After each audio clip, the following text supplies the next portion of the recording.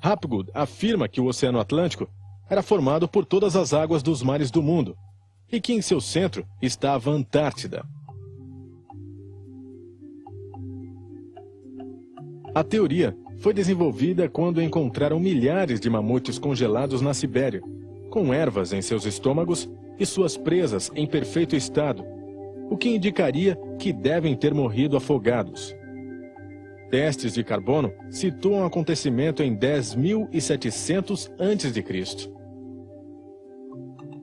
Hapgood afirma que a crosta terrestre, que flutuava sobre um líquido de magma, se deslocou sobre o núcleo sólido do planeta, girando solta como a casca de uma tangerina, devido ao acúmulo paulatino do gelo dos polos. A teoria afirma que chega um momento em que o grande peso do gelo acumulado desequilibra o planeta e faz a crosta terrestre girar, mudando de lugar o trópico com os polos. Isso fez com que a Antártida, uma ilha que se encontrava no trópico, se deslocasse para o atual Polo Sul, congelando-se bruscamente, enquanto a América do Norte, que tinha estado no polo, se descongelava.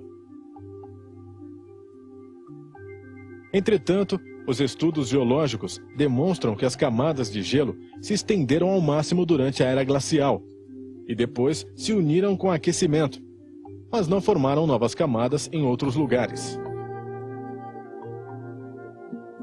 Os bosques equatoriais, como os do Amazonas, África e Indonésia, existem há milhões de anos, desenvolvendo gradualmente sua enorme variedade de espécies, e nenhuma mudança no eixo de rotação os congelou ou deslocou.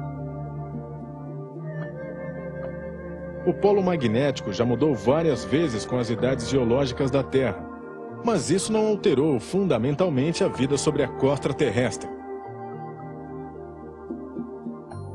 O polo celeste, determinado pelo eixo de rotação da Terra com relação à abóboda celeste, varia levemente devido ao movimento da precessão dos equinócios. Mas a conservação do movimento angular converte a esfera terrestre em um gigantesco giroscópio que sempre tende a manter seu eixo de rotação. Essa teoria também não coincide com os fatos narrados por Platão, que afirma que o continente afundou totalmente no mar, coisa que nunca aconteceu com a Antártida. Uma hipótese apresentada em 1920 pelo cientista alemão Alfred Wegener, aceita pela geologia moderna, afirma que os continentes atuais são, há 160 milhões de anos, partes separadas de um único e imenso supercontinente chamado Pangeia. A localização da grande ilha Atlante desaparecida deve levar em consideração a teoria de Wegener sobre o movimento dos continentes. Sua teoria afirma que os continentes e os oceanos estão situados sobre enormes placas chamadas tectônicas de rocha basáltica, quartzo e feldespato, que formam a crosta terrestre. Sua espessura flutua nos 15 quilômetros de profundidade dos oceanos e os 200 quilômetros nos continentes, e flutuam sobre um líquido de magma fervente em volta do núcleo sólido. A Terra é formada por 13 placas tectônicas, 7 grandes, 4 médias e 2 pequenas que têm movimentos relativos entre si e que foram separando até chegar nas posições atuais dos continentes. Suas margens registram permanentes choques e movimentos, alguns de separação, outros de aproximação e outros de transformação entre as placas adjacentes. Nessas margens acontecem a maioria dos terremotos e estão localizados os vulcões do planeta. A maior placa é a da América do Norte e depois a que abriga a Europa e Ásia. A terceira em tamanho é a placa do Pacífico, em cujas margens encontra-se o cinturão de fogo dos vulcões. As placas tectônicas da América do Sul e África estão se separando desde o início dos tempos e são de um tamanho similar ao da placa da Austrália. A última grande placa é a que abriga o continente da Antártida, no polo sul do planeta. Depois aparecem 4 placas intermediárias de tamanhos similares. A placa de Nazca, que tenta levantar o continente sul-americano, envolvendo-se por baixo. E a placa arábica, a placa tectônica da Índia e a placa filipina. Também existem as placas pequenas, como a de Juan de la Foca, perto da Califórnia, ou a placa dos Cocos, perto da América Central no Pacífico. E a última das pequenas placas é a placa do Caribe, onde tem havido bastante movimento nos últimos milhares de anos.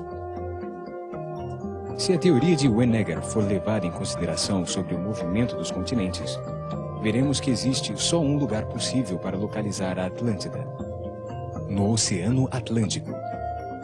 Existem 3 pontos onde as placas confluem. O primeiro ponto está na confluência entre a placa do Caribe, a placa da América do Sul e a placa da América do Norte. O segundo fica na confluência entre a placa da América do Norte com a da América do Sul e com a da África, num lugar chamado a elevação da metade do Atlântico. O terceiro é um lugar de contato entre a placa da América do Norte com a africana e com a euroasiática. Nesse triângulo, deve-se localizar a ilha desaparecida devido aos movimentos tectônicos ocasionados pelo cataclismo que modificou todas as margens. Os hemisférios ocidental e oriental moveram-se sobre as placas tectônicas, separando-se na metade do Atlântico, em uma enorme fratura chamada Greta do Atlântico Médio. Sabe-se que há 12.500 anos havia ali vulcões ativos em um lugar chamado Monte de Vênus. Se a Atlântida desapareceu em algum lugar, pode ter sido por essa fenda, no final do último desgelo, no momento dos grandes movimentos telúricos e o dilúvio universal. Nesse mapa, vemos a Greta do Atlântico, e as cores correspondem ao tempo de formação da Terra no fundo do oceano.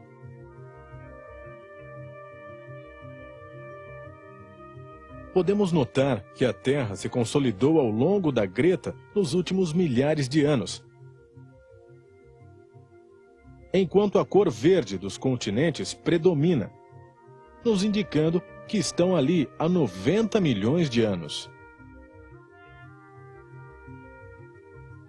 Podemos supor que, se a Atlântida existiu, devia estar localizada sobre a região vermelha da fenda, onde as mudanças são mais recentes.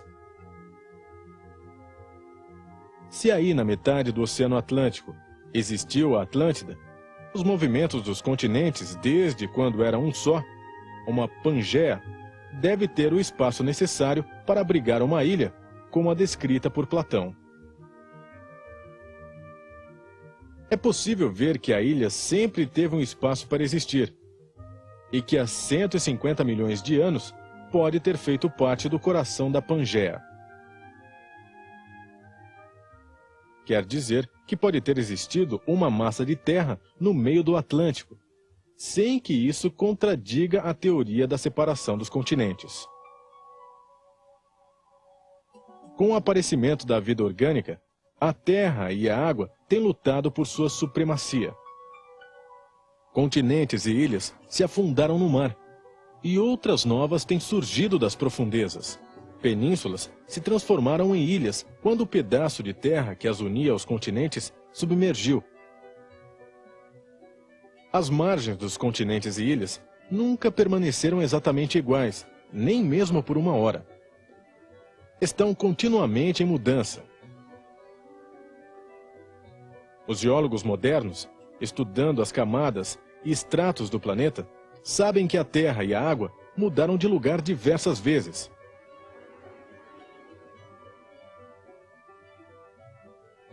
Uma dessas vezes, na metade do Atlântico, afundou para sempre a mãe da atual civilização, num dos processos cíclicos regidos pelas leis de correspondência, evolução e harmonia, que determinam a evolução de todo o universo.